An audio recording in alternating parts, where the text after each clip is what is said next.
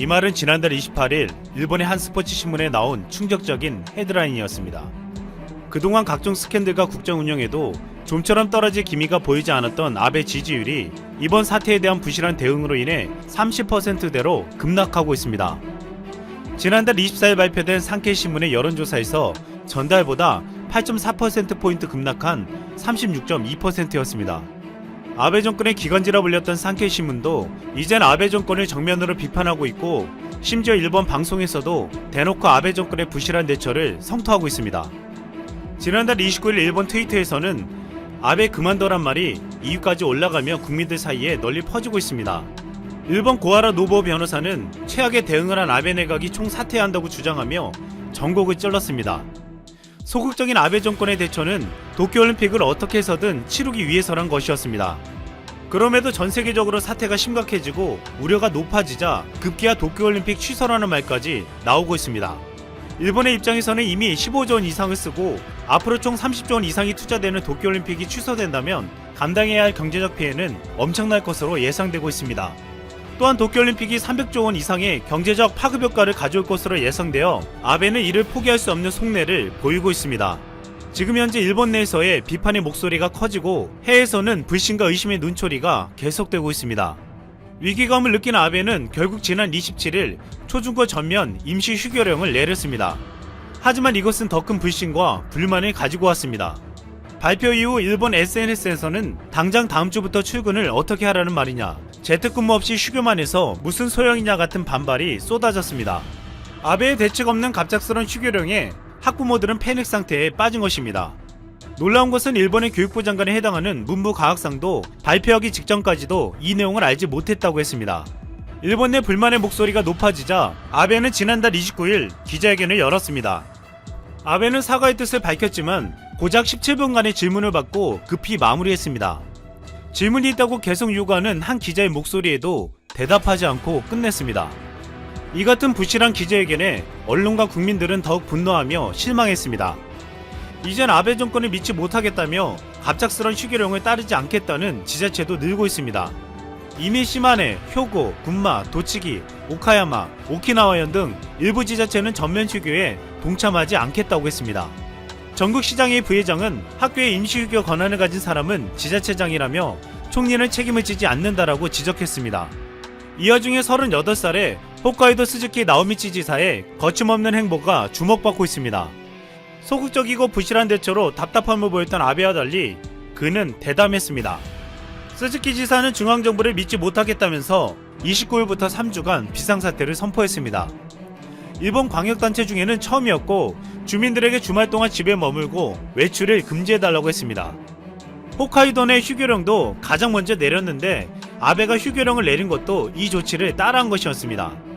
적극적이고 신속하게 문제를 해결해 나가는 스즈키 지사의 거침없는 행보에 아베보다 낫다는 평가가 나오고 있습니다.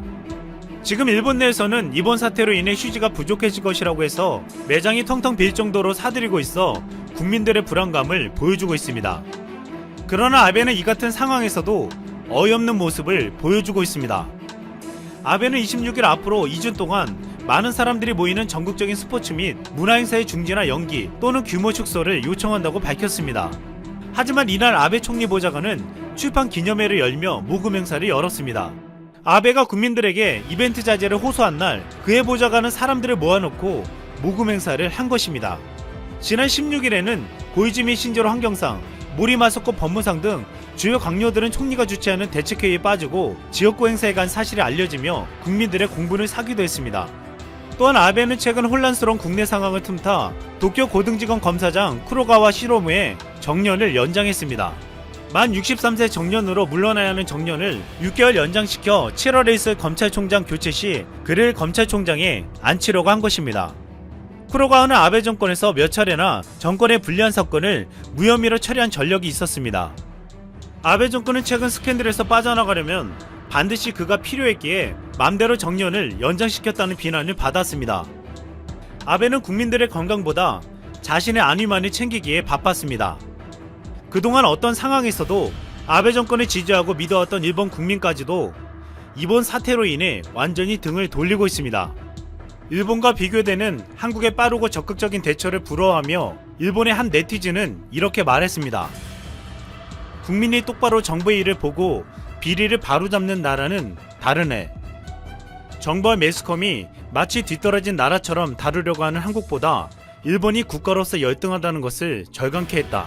프렘푸시 영상을 다 보시면 오늘도 재밌는 세계 소식을 정리해 푸시뉴스에 올려두었으니 많은 시청 부탁드립니다. 안녕하세요, 프렘푸시입니다. 최근 프랑스의 여변호사가 말도 안 되는 소리를 해서 한국인들이 엄청 화가 나 있습니다. 한국 정부에서도 다양한 채널을 통해 강력한 항의를 하고 프랑스 언론과 적극적으로 인터뷰를 진행하고 있습니다. 오랜 기간 브리지트 바르드의 개고기 식용에 대한 비난으로 한국을 야만 국가로 표현한 것의 재현과 같은 무식한 멘트였기 때문입니다. 이 기회에 프랑스의 문화적 교만과 한국에 대한 우월함을 정리하면서 제대로 한번 붙어보는 영상을 만들어 봤습니다. 지금 프랑스는 세계적인 악재로 상당히 힘든 상황입니다. 최종 판정자는 미국, 스페인, 이탈리아에 이어서 13만 7,875명에 이릅니다. 그동안 프랑스는 지난 3월 17일 여행과 이동을 전면 금지한 이동 제한령을 한시적으로 발령했는데 오늘 다시 마크롱 대통령이 5월 11일까지 연장하는 대국민 담화를 발표했습니다. 이 와중에 프랑스의 예술문화인 등 일부 자유주의 인권운동가들은 프랑스 정부의 이동 제한령과 위치 정보 추적을 통한 격리와 전파 경로 추적에 대해 반대를 하고 있습니다. 뭐 죽어도 좋으니 개인의 자유를 침해하지 말라는 거죠. 자기 혼자서 그러다가 잘못되면 상관없는데 온 동네 다니면서 전파하게 되는 것은 잘 모르겠다는 거고요. 프랑스 매체인 레제코는 지난 6일 온라인판에 C19와 동선 추적, 개인의 자유를 희생시키지 말자 라는 제목의 독자 투고를 실었는데 기고자인 브리지니 프라델 변호사는 한국은 개인의 자유 측면에서는 최악의 국가이다. 또 한국은 감시와 고발에 있어 세계 둘째 가는 나라로 수천 명의 한국인이 학원에서 이런 기술을 훈련받고 담배꽁초부터 간음까지 타인을 밀고의 돈을 번다 라면서 프랑스는 이런 한국처럼 전파자 동선 추적과 같은 방식을 검토하는 것을 당장 중지하라고 요구했습니다. 위치 추적 시스템이 개인정보 보호에 소홀할 수 있다는 측면은 여전히 어려운 문제이며 현재도 전 세계의 많은 국가들이 고민하고 있는 부분입니다. 그러나 이 시스템을 도입하는 상황은 진지하게 언급하지 않고 무조건 한국을 야만 국가로 매도하는 글은 언급할 가치도 없는 쓰레기입니다. 주 프랑스 한국 대사관은 해당 글은 왜곡이 심각하다고 판단해 적극적으로 반박했다. 한국이 이 와중에 개인정보 보호를 위해 민주적 절차와 법률 규정에 집행하는 것에 대한 이해가 전혀 없다 라고 레제코에 반박문을 보냈습니다. 사실 프라델 변호사의 글 이전에도 프랑스 언론에서는 한국의 위치 추적 시스템에 대한 원색적인 비난은 계속되어 왔습니다. 르몽드지도 5일 C19 추적 때문에 한국에서는 개인정보 보호가 도전을 받고 있다 라는 기사를 통해 개인의 이동 경로가 모든 한국인들이 이용할 수 있는 앱을 통해 공개되고 있다 라고 비판하고 있습니다. 그러면서 러브호텔 공개로 당혹스러울 수 있으니 조심해야 한다면서 극단적인 여러 사례를 열거하고 한국을 비난했습니다. 이번 프랑스 변호사의 발언으로 다시 주목을 받고 있는 칼럼이 있는데 프랑스 일간지 르피가로의 도쿄 특파원 레지노 아르노 기자의 9일자 칼럼입니다. 한국의 방식에 대한 프랑스 의사 결정권자들의 오만을 참을 수 없다 라는 제목으로 프랑스의 정부를 비판했습니다. 망상과 같은 인식은 결국 프랑스가 지금 최악의 상황에 이르게 했고 사생활 침해를 비판하던 프랑스가 도리어 이동 제한령을 내리게 되었다고 지적했습니다. 한국의 방식을 비판하던 오만 방자함은 빨리 치료해야 한다. 프랑스는 지방선거도 못 치르고 취소하고 우왕좌왕하고 있을 때 한국은 4월 15일 선거도 잘 준비하고 있다 라고 비판했습니다. 지난 2일에는 한국에서 취재하던 프랑스인 사진 기자가 C19 신규 최종 판정자가 되면서 한국에서 자가격리 중인 프랑스인의 글이라는 칼럼을 적었습니다. 인권 침해 등의 망상은 그만두고 프랑스는 빨리 한국을 본받아라. 한국은 권위주의와 전혀 관계가 없으며 인권도 침해하지 않는다. 전적으로 협력하는 시민 정신의 실현일 뿐이다 라고 말했습니다. 솔직히 프랑스의 계속되는 도발에 우리는 직지심경과 오벨리스크에 대해 이야기를 안 할 수가 없습니다. 직지심경은 세계 최초의 금속 활자로 만든 국보급 문화재입니다. 직지심경은 1377년 고려시대 승려 백운화상이 부처님과 큰 스님들의 말씀을 정리한 책이며 본래 상하권으로 이루어져 있는데 현재 유일하게 남아있는 하권을 프랑스 국립도서관이 보관하고 있습니다. 그동안 반환과 대여 문제를 놓고 끝도 없는 논쟁을 하고 있지만 결국 돌려받지 못하고 있습니다. 한때 프랑스가 외국에서 약탈한 문화재를 돌려주자는 논의가 있었을 때에도 검토조차 하지 않고 꽁꽁 숨겨놓고 내놓지 않고 있는 것입니다. 오벨리스크는 프랑스 파리의 콩코드 광장에 세워져 있습니다. 하나의 거대한 돌로 이루어진 이 탑은 원래 이집트 룩소르의 카르낙 신전 앞에 세워져 있던 기원전 1550년 건축된 두 개의 오벨리스크 중 하나입니다. 그 조형물이 이곳에 위치하게 된 것은 19세기 무렵 이집트의 총독이 프랑스의 루이 필리프 왕에게 바친 것입니다. 이집트를 떠나서 콩코드 광장까지 오는데 5년 넘게 걸렸습니다. 이집트는 이 당시 오벨리스크를 프랑스에 넘겨주는 대신 대형 시계 한 개를 받았는데 10년도 못 가 고장이 났고 지금은 폐물이 되었습니다. 프랑스에는 직지심경이나 오벨리스크처럼 수많은 유물들이 역시 합법을 가장해 강대국의 약탈로 빼앗은 것들이 루브르 박물관 등에 전시되어 있습니다. 프랑스는 스스로 문화에 대한 자부심이 대단한 국가입니다. 영어를 구사할 줄 알아도 프랑스어만 사용한다고 할 정도로 자국 언어를 사랑하며 프랑스 혁명처럼 사회 문화적 다양성과 통합을 자랑합니다. 이데올로기 논쟁과 경제적 패권주의의 흐름 가운데에서도 프랑스는 모든 것을 포용하며 수용하는 문화적 통합을 내세우고 있습니다.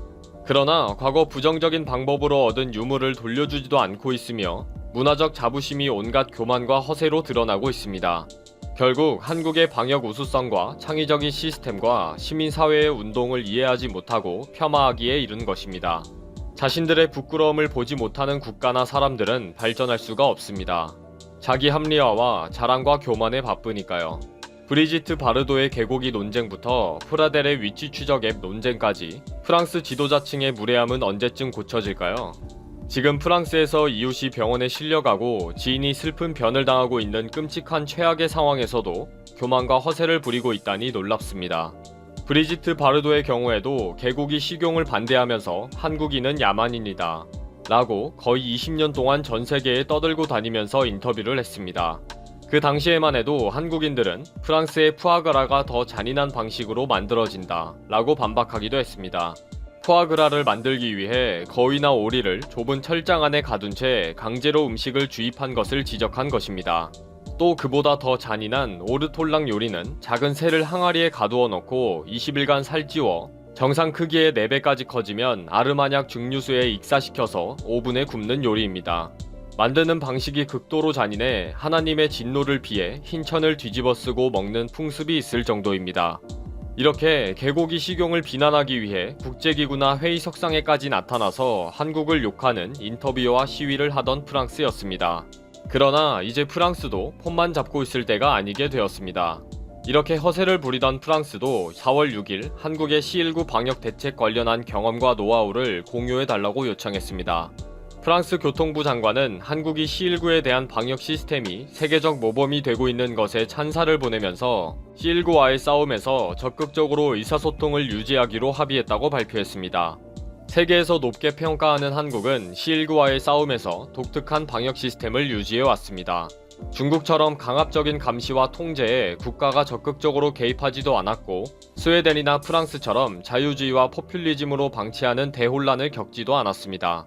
한국과 대만은 스마트한 방역 체계와 국민들의 적극적인 협조로 효율적인 관리와 통제에 성공한 것입니다.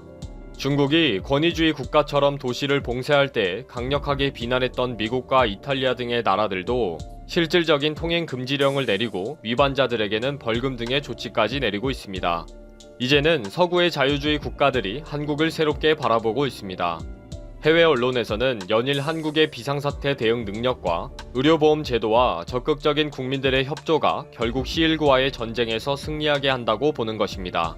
어느 순간 한국은 의료 전문가와 봉사자들 그리고 민간 기업들의 적극적인 협조로 항상 창의적인 검사 시스템을 만들어냈고 국민들의 협조를 이끌어내는 총체적 협력 시스템이 만들어진 것입니다. 메르스 사태 이후 C19에 대한 관리 시스템과 능력이 체계적으로 자리를 잡았고 이번에도 질병관리본부의 전문가들이 총대를 매는 등 책임을 앞장서서 가담을 했습니다. 또 가장 중요한 것은 이름 없는 의료진들이 몰려들면서 의료 붕괴의 순간을 이겨냈던 봉사라고 생각합니다. 이런 창의력과 봉사와 희생과 협력을 어느 나라도 따라할 수가 없다고 인정을 받은 것입니다. 한마디로 연구 대상인 한국이 된 거죠.